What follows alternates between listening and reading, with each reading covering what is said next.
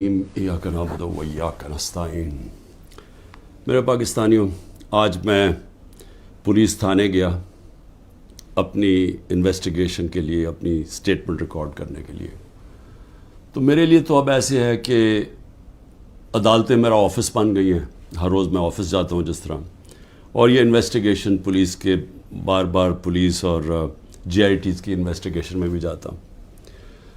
میں صرف اپنی قوم کو آج یہ بتانا چاہتا ہوں کہ مجھے اس دوران میں اللہ کا شکر ادا کرتا ہوں کہ یہ جو میں 14 مہینے سے گزرا ہوں، میں نے 27 سال پہلے تحریک انصاف شروع تو کی تھی کہ اس ملک میں سب سے بڑا مسئلہ یہ ہے کہ انصاف نہیں ہے۔ مطلب انصاف کا مطلب یہ، انصاف اب یاد رکھیں ہمیشہ کمزور کو چاہیے ہوتا ہے، طاقتور اپنے آپ کو قانون سے اوپر رکھتا ہے۔ امریکہ اپنے آپ کو انٹرنیشنل کرمنل کورٹ کا حصہ نہیں بنانا چاہتا کیونکہ وہ طاقتور ہے، لیکن کمزور ملک اس کا حصہ بننا چاہتے ہیں کیونکہ ان کو طاقتور سے تحفظ چاہیے۔ جنگل کے اندر کمزور کو کوئی تحفظ نہیں ملتا، جو طاقتور ہوتا ہے بس اس کا راج ہے۔ تو انسانی معاشروں کے اندر، جس طرح میں آپ کو بار بار یہ چاہتا ہوں آپ کے ذہنوں میں چلا جائے کہ اللہ کے سارے پیغمبروں کا اصل مشن ہی انصاف تھا۔ اور پھر سے بتا دوں، انصاف آزاد کرتا ہے انسانوں کو، کیونکہ ان کے حقوق طاقتور سے اس کی جب تحفظ دیتا ہے تو انسان آزاد ہو جاتے ہیں، اور آزاد انسان کی پرواز اوپر جاتی ہے۔ ایک انصاف کے معاشرے میں امن ہوتا ہے، اور امن، انصاف اور آزاد معاشرے خوشحال ہوتے ہیں۔ جو آج آپ سارے دنیا کے معاشرے دیکھ لیں، یہ جو بھی مغرب، یورپ وغیرہ، یہ جو بھی خوشحالی ہے وہاں یہ ساری چیزیں ہیں، انصاف ہے، آزاد ہیں، امن ہے، خوشحال ہے۔ ہمارا مسئلہ یہ ہے کہ انصاف نہیں ہے، تو یہ میری سٹرگل چلی تھی۔ تو ان 14 مہینے میں مجھے صحیح طرح اندازہ ہوا ہے کہ یہاں تو بیچارہ کمزور پس جاتا ہے، یہاں تو جو ہمارا انصاف کا نظام ہے اس بیچارہ اس کو تو وہ بالکل نہتا ہے، اس کو معاشرہ بالکل اس کی حفاظت نہیں کرتا۔ میں اپنی پارٹی کو بھی کہتا ہوں کہ جو اب ہمارے سے گزر رہی ہے، ہمارے گھروں میں گھس کے، رشتہ داروں کے بچوں کو اٹھا کے لے جاتے ہیں، عورتوں کو تنگ بدتمیزی کرتے ہیں، کئیوں کی جگہ عورتیں بھی اٹھائی ہیں، ان سے بدتمیزی کی ہے، سیف لوٹ لیے ہیں، گھر لوٹ لیے ہیں، گھر توڑ دیے ہیں، بزنسز بند کر دیے ہیں۔ تو یہ جو ہمارے سے ہو رہا ہے یہ سارے کمزور طبقے سے ہوتا ہے پاکستان میں، جب وہ طاقتور کے سامنے اس کا ٹاکرا ہوتا ہے۔ آج اندرون سندھ آپ چلے جائیں تو جو وہاں لوگوں کا کمزور طبقے کا حال ہے، میں آپ کو یقین دلاتا ہوں کہ انسانی معاشرے میں ایسے لوگوں کو کوئی نہیں رکھ سکتا۔ یعنی ہوتا کیا ہے کہ وہ ان کے خلاف جرم بھی ہوتا ہے، ظلم بھی ہوتا ہے، اور انہی کو پھر ان کے اوپر سزا بھی مل جاتی ہے۔ یہ ہر جگہ ہے، یہ ہمارا بدقسمتی سے پختونخوا میں تھوڑا سا کم ہے، لیکن جس طرح آپ نیچے جاتے جائیں، پنجاب، پھر سدرن پنجاب، پھر سندھ، وہاں تو کوئی کمزور کی کوئی سننے والا نہیں ہے۔ تو ہمارے لیے میرا جو آج عزم ہے وہ اور سٹرونگ ہوا ہے، اور مضبوط ہوا ہے کہ یہ ایک جہاد ہے انصاف کی۔ کیوں اللہ کے پیغمبروں نے سب نے انصاف کے اوپر بات کی تھی؟ کیونکہ یہ انسانوں کو آزاد کرتا ہے۔ ہمارے لوگ غلام ہیں، حقیقی آزادی اس لیے ہے۔ تو میں اب تفتیش پہ آتا ہوں۔ تفتیش کیا تھی جی؟ کہ 9 مئی کو بہت بڑی سازش ہوئی، اور آپ مجھے پوچھ رہے ہیں کہ آپ سازش کا حصہ تھے۔ میں نے ان کو کہا سازش ہوئی، اس میں کوئی شک نہیں، وہ سازش تھی، لیکن سازش سے فائدہ کس کو ہوا اور نقصان کس کو ہوا؟ اگر سازش سے ہمیں فائدہ ہوتا تو تب ہی آپ کہتے نا کہ ہم نے سازش کی ہے۔ اگر سازش کی وجہ سے 10,000 لوگ ہمارے جیلوں میں ہیں، سینئر لیڈرشپ جیلوں میں ہیں، اب میرے 200 پہ کیس پہنچنے لگے ہیں، ہمارے گھر توڑے جا رہے ہیں، بزنسز بند کی جا رہی ہیں، وہ جیلوں میں سے صرف وہ چھوٹتے ہیں جو کہیں جی کہ میں آج تحریک انصاف چھوڑ رہا ہوں، اب وہ نکل سکتا ہے، اور پھر سب کچھ معاف ہو جاتا ہے، سارے اس کے کیس ڈراپ ہو جاتے ہیں۔ تو سوال میرا یہ ہے کہ فائدہ کس کو ہوا؟ فائدہ ہوا یہ جو سارے منی لانڈررز، یہ 30 سال سے جو ملک کو لوٹ رہے ہیں, جن کے پیسے باہر پڑے ہیں, جو کہ اربوں خربوں پتی بن گئے ہیں جبکہ ملک مقروض ہو گیا ہے, یہ سارے جو آج اوپر بیٹھے ہوئے ہیں ان کو فائدہ ہوا ہے. اور ان کو فائدہ کس نے کروایا؟ ملک کی اسٹیبلشمنٹ نے. اور انہوں نے کامیابی سے اسٹیبلشمنٹ کو استعمال کیا, اور انہوں نے اس اسٹیبلشمنٹ کو ان کے ساتھ مل کے سازش کی. یہ سازش کبھی نہ ہوتی جب یہ دونوں مل کے نہ کرتے. اور بہت بڑی سازش ہمارے سے نہیں ہوئی, پاکستان سے ہوئی ہے. اب میں آپ کو بتاؤں سازش ہوئی کیسے. سپریم کورٹ کا فیصلہ آ گیا ہے کہ عمران خان کو غیر قانونی اور غیر آئینی طور پہ اٹھایا گیا, اغوا کیا گیا ہائی کورٹ کے اندر سے. یہ میں نے سازش کر کے اٹھایا تھا اپنے آپ کو. میں نے تو نکلنے سے پہلے صبح کو جب مجھے اندازہ ہوا کہ یہ مجھے پکڑیں گے, حالانکہ میرے اوپر کوئی کیس نہیں تھا, میں سب پہ بیل میں تھا, جب مجھے پتا چلا تو میں نے پہلے کہا کہ وارنٹ دکھاؤ اور مجھے پکڑ لو. تو کیا ضرورت پڑی تھی کہ ڈنڈے مار کے, چیزیں توڑ کے, شیشے توڑ کے, وہ بیچارہ رجسٹری آفس کے سٹاف کو مارا, وکیلوں کو مارا, میرے گارڈز کو بیچارے ان کو مارا. کیا ضرورت پڑی تھی؟ کیا کہ میں دہشت گرد تھا؟ تو جان کے یہ دنیا میں دکھانے کے لیے ویژلز یہ جو گئے ہیں کہ جس طرح مجھے وہاں سے پکڑ کے لے کے گئے ہیں. اور اس کے بعد پہلے سے ہی تیاری تھی کہ جو بھی رد عمل آئے گا وہ پہلے سے تیار بیٹھے تھے کہ انہوں نے یہ بلڈنگ چلانی ہے. اور میں انشاءاللہ جس دن انڈیپینڈنٹ انویسٹیگیشن ہوئی میں ثابت کروں گا.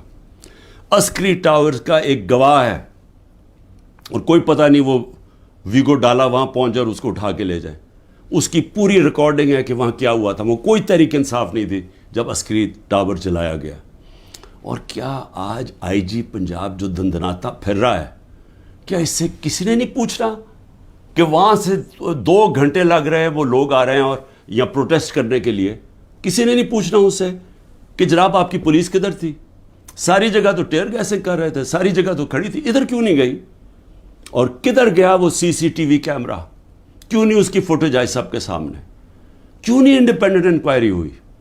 کور کمانڈر گھر کی سازش تھی, اور انشاءاللہ یہ سازش آئے گی سامنے جب ہمارا موقف سنا جائے گا. میں نے انکوائری والوں کو بھی کہا جج دونوں طرف سن کے فیصلے کرتا ہے, ون سائیڈڈ فیصلے نہیں کرتا کہ ایک جج جوری ایکسیکیوشنر جناب آپ ہی فیصلہ کر لیں کہ جی یہی انہوں نے کیا اور ان کو پکڑ کے مارنا شروع کر دو, پکڑ کے لو اور ملٹری کورٹس بنا دو تاکہ کچھ چیز نکلے ہی نہ, جیسے مرضی سزا دے دو.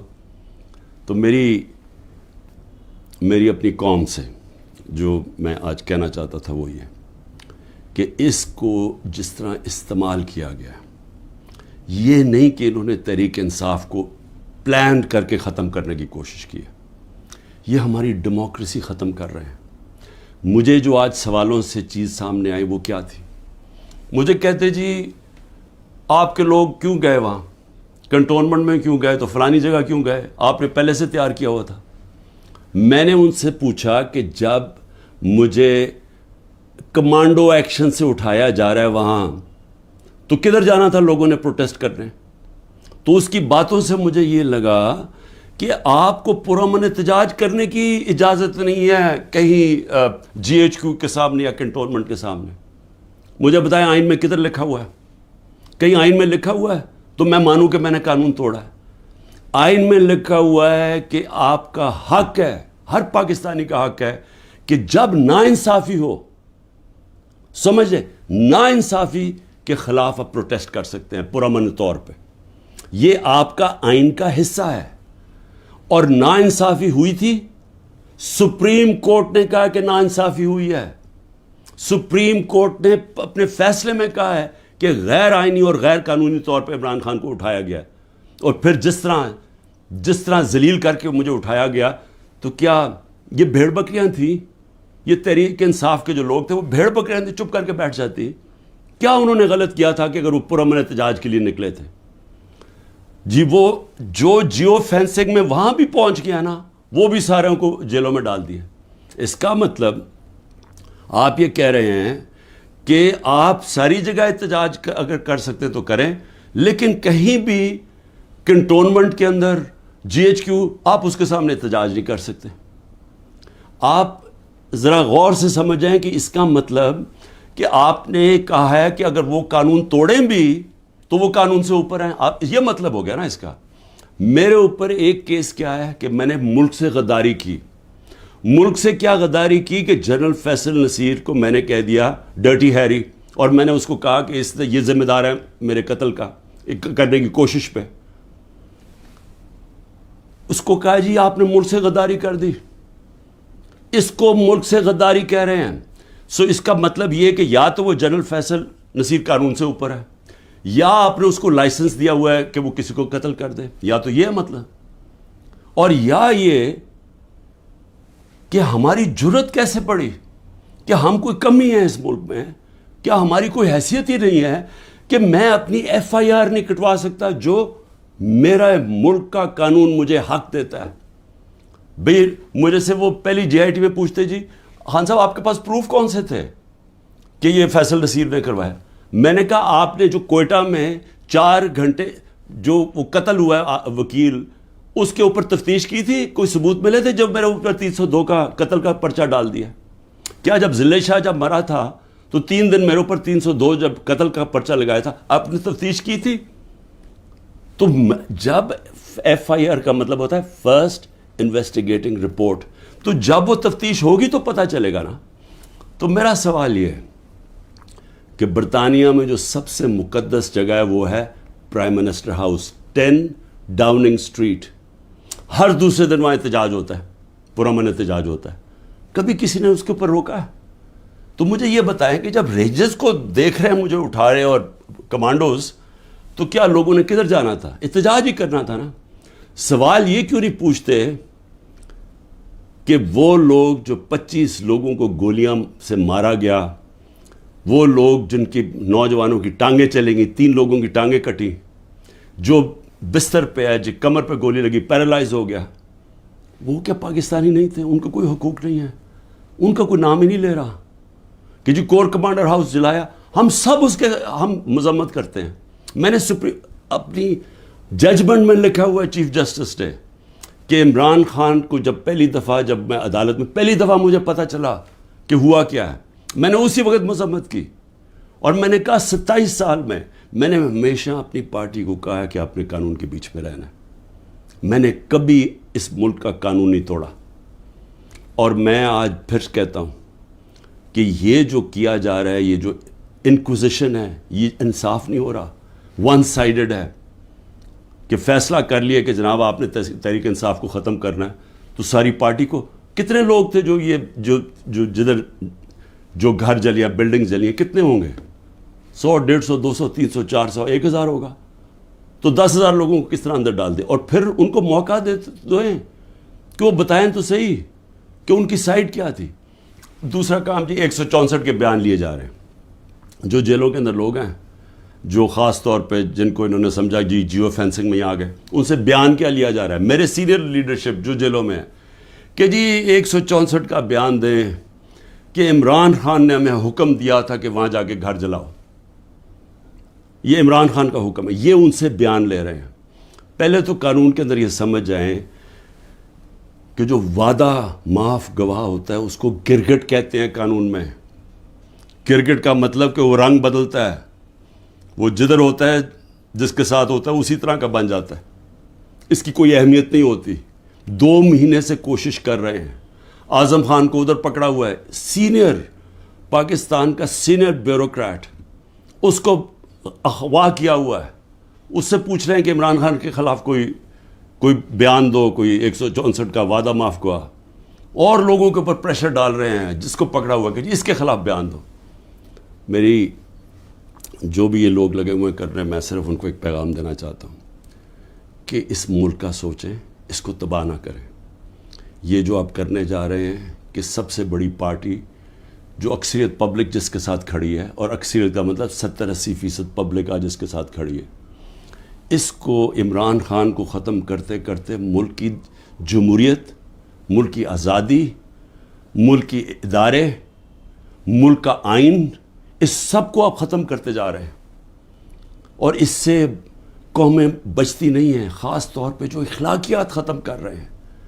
ساری morality ختم ہو گئی ہے. کیئر ٹیکر گورنمنٹ پہ وہ بیٹھے ہوئے ہیں, وہ ٹی وی پروگرام پہ کہہ رہے ہیں, ٹی وی پروگرام کے شرم بھی نہیں آ رہی کہ کیئر ٹیکر کا مطلب ہوتا ہے غیر جانبدار, نیوٹرل. وہ کہہ رہے ہیں جی ہم نے بانٹا تھا کہ اس کو اتنے نمائندے اے این پی کے آئیں گے, اتنے جے یو آئی کے آئیں گے اور اتنے فلانے کے آئیں گے. تو یہ تو یعنی اگر ہماری, مجھے افسوس ہے عدالتوں میں بڑا پریشر ہے, لیکن اسی کے اوپر سو موٹر ایکشن لیں کہ کیسے کیئر ٹیکر گورنمنٹ ہو سکتی ہے جو کہ تینوں پارٹیز کی بن گئی ہے. ہم اپنی گورنمنٹ گرا رہے ہیں, آئین کے مطابق کیئر ٹیکر آنا ہے, یہ آ کے بیٹھ گئے اور ہر قسم کی کرپشن ہو رہی ہے. آج کوئی فکر نہیں پڑی نیب کو کہ کرپشن کدھر ہو رہی ہے, کوئی ایف آئی او کو فکر نہیں ہے. ملک کھلے عام کرپشن ہو رہی ہے آج, اور صرف لگے ہوئے ہیں کہ جی کسی طرح اس پارٹی کو ختم کریں.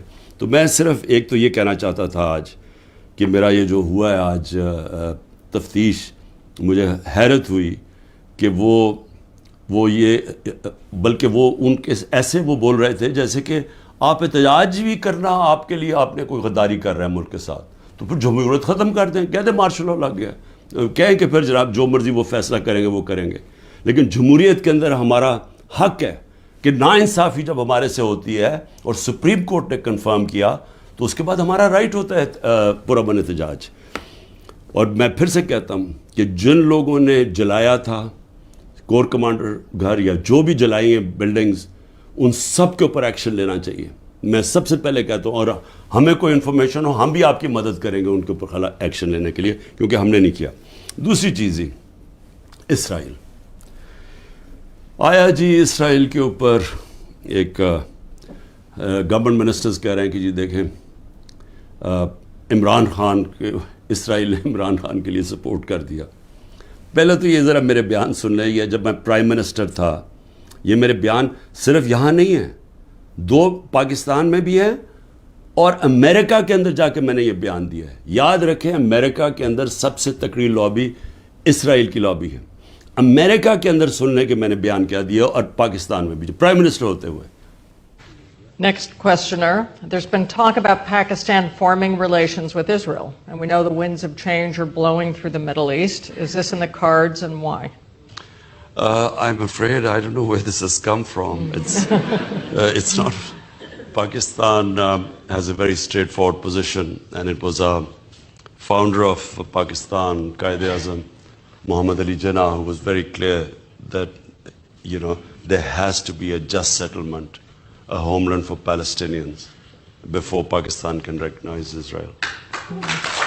جو بھی کوئی ملک کرے, ہمارا تو موقف بڑا کلیئر ہے, اور ہمارا موقف قائد اعظم محمد علی جناح نے 1947 میں کلیئر کر دیا تھا, 1948 میں, کہ ہم اسرائیل کو کبھی تسلیم نہیں کر سکتے جب تک فلسطینوں کو ان کا حق نہیں ملتا, ان کو ایک جسٹ سیٹلمنٹ نہیں ہوتی. جو 2 نیشن تھیوری تھی پیلسٹینین کی, کہ ان کو پورا ایک ان کی اسٹیٹ ملے جو کہ پیلسٹینین فیصلہ کریں, ٹھیک ہے. جب تک وہ نہیں ہوتا, اگر ہم وہ تسلیم کر لیتے ہیں تو ہمیں پھر کشمیر کا بھی, ہمیں ایگزیکٹلی سچویشن کشمیر کا ہے تو ہمیں وہ بھی گیو اپ کرنا چاہنا چاہیے. تو اس لیے پاکستان نہیں تسلیم کر سکتا اسرائیل کو. اب امریکہ میں میری بیان کی کیا اہمیت ہے, کیونکہ یہ جو 2 ہیں نا, نواز شریف اور زرداری یا ان کے بچے, میں چیلنج کرتا ہوں کہ یہ جا کے امریکہ کیا پاکستان میں بیان دے دیں ان کے خلاف, لیکن امریکہ میں جا کے دیں. یہ میں کہتا ہوں کہ ان کی اتنی جرت نہیں تھی کہ جب امریکہ نے اور ہندوستان نے مل کے موڈی کے دورے پہ امریکہ جب جوائنٹ سٹیٹمنٹ دی اور انہوں نے کہا کہ پاکستان کا نام لیا, بائیلیٹرل ٹاکس میں پاکستان کا نام آتا ہے کہ جی پاکستان کراس بارڈر ٹیررزم کر رہی ہے اور پاکستان کو بند کرنی چاہیے. کسی کا بیان نکلا کسی کے منہ سے, کہیں وہ بیٹھا ہوا نواز شریف کہ اس کے منہ سے کوئی آواز نکلی, کہیں زرداری کے منہ سے کوئی آواز نکلی؟ نہیں نکلے گی. جب 400 ڈرون اٹیک ہو رہے تھے پاکستان میں, جو دنیا میں کوئی مثال ہی نہیں ہے کہ آپ جس کے لیے جنگ لڑ رہے ہیں وہ آپ کے ملک میں ڈرون اٹیک کر رہے ہیں, ان کے منہ سے ایک لفظ نہیں نکلا. اور میں آج اپنی اسٹیبلشمنٹ سے پوچھنا چاہتا ہوں کہ آپ ان لوگوں کی آج حمایت کر رہے ہیں جن کے اربوں روپے نہیں ڈالر باہر پڑے ہوئے ہیں. یہ کبھی بھی ایک لفظ نہیں کہیں گے ان لوگوں کے پاس جن کو پتہ ہے کہ وہ کسی وقت ان کے، جس طرح وہ روسیوں کے اب ڈالر ضبط کر رہے ہیں نا، ان کی روسیوں کی پراپرٹیز جب سے جنگ ہوئی ہے ضبط کر رہے ہیں، وہ کبھی بھی ان کے ڈالرز، کیونکہ چوری کا پیسہ ہے اور اربوں ڈالر پڑا ہوا ہے ان کا باہر، یہ کبھی ان کے خلاف بات نہیں کریں گے، یہ اپنے ملک کے لیے کبھی کھڑے نہیں ہوں گے. یہ تو ان کو تو ہندوستان سے جان جاتی ہے، کیونکہ ان کو پتہ ہے کہ ہندوستان کی اور اسرائیل کی لابی بڑی مضبوط ہے امریکہ میں، تو یہ تو کبھی بھی نہیں ملک کے لیے سٹینڈ لے سکتے. تو ان کی جو بیکنگ کی جا رہی ہے، میں یہ سوال پوچھتا ہوں کہ آج عمران خان کو تو دہشت گرد ثابت کرنے کی کوشش کی جا رہی ہے. مجھے یہ بتائیں کہ کبھی عمران خان نے ایسی حرکت کی کہ امریکنوں کو میسج بھجوایا جائے اپنے ایمبیسڈر حسین حقانی کے ذریعے میمو گیٹ کے اندر، وہ جو میمو گیٹ تھا، امریکنوں کو کہہ رہا ہے کہ ہماری فوج سے ہمیں بچا لو، اس کو آج پرائم پوزیشن میں بیٹھا ملک کے فیصلے کر رہا ہے. اور دوسرا، جس کو اتنا پیار تھا مودی کے ساتھ کہ اس کو گھر پہ شادی پہ بلا لیا، جبکہ وہ پاکستانی فوج کو پاکستان کے آرمی چیف کو دہشت گرد کہہ رہا تھا مودی. وہ کہتا پرائم منسٹر ٹھیک ہے لیکن وہ تو پتلا ہے، دہشت گرد پاکستانی فوج کو کہہ رہا تھا. ڈان لیگز کے اندر کیا ہوا؟ وہی کہہ رہا تھا نا کہ ہم تو بے بس ہیں جناب، ہماری فوج دہشت گردی کر رہی ہے. وہ لوگ آج ملک کے فیصلے کریں اور وہ بیٹھ کے باہر بیٹھ کے اپنے بڑے بڑے محلات کے اندر، اربوں روپے کی پراپرٹیز کے اندر وہ بیٹھ کے جناب وہاں فیصلے کریں کہ جی ملک میں کیا ہوگا، ملک میں الیکشن کب ہوگا، وہ فیصلے کریں. اور یہاں کیا نظر نہیں آ رہا ہماری اسٹیبلشمنٹ کو؟ آپ کو نظر نہیں آ رہا کہ یہ کر کیا رہے ہیں اس ملک کے ساتھ؟ کیا ان کا انٹرسٹ ہے پاکستان سے؟ کیا جب مشکل پڑی یہ ملک سے باہر نہیں بھاگے؟ کیا اسٹیبلشمنٹ نے خود، میں گواہ ہوں جتنی دفعہ مجھے انہوں نے ان کی کرپشن کے کیسز بتائے ہیں، میں گواہ ہوں جب جنرل باجوہ نے بتایا کہ انہوں نے فلانے ملک سے کتنی کمیشن اربوں ڈالر کی کمائی، میں گواہ ہوں کہ جب انہوں نے بتایا کہ یہ آصف زرداری کے جو کیسز ہیں، یہ شروع کی بات تھی، بعد میں تو ڈیلنگ کر لی انہوں نے. جنرل مشرف نے جب اس کا نیب کا پہلی دفعہ جو چیئرمین بنا جنرل امجد، مجھے بریفنگ دی گئی کہ ان کی کتنی پراپرٹیز ہیں ملک سے باہر.